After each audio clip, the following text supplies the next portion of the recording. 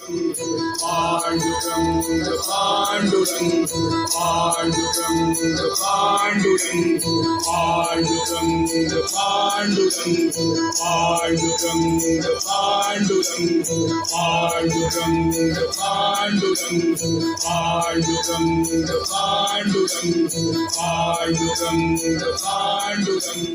पांडुरंग लोहगावमधील त्या घटनेनंतर तुकाराम महाराज आतून कमालीचे दुखावले होते. देहूमध्ये त्यांचं कीर्तन सुरू असायचं, पण भाषा मात्र निर्वाणीची आणि निर्वानिर्वीची सुरू झाली होती. डोळ्यासमोर अखंड पंढरी आणि पांडुरंग असायचा आणि मनी अपार भक्तिभाव असायचा. माघ महिना सुरू झाला. दोन्ही एकादशीला तुकोबांनी 2 अभंगांवर निरूपण केलं. तुकाराम महाराजांना वेध लागले होते.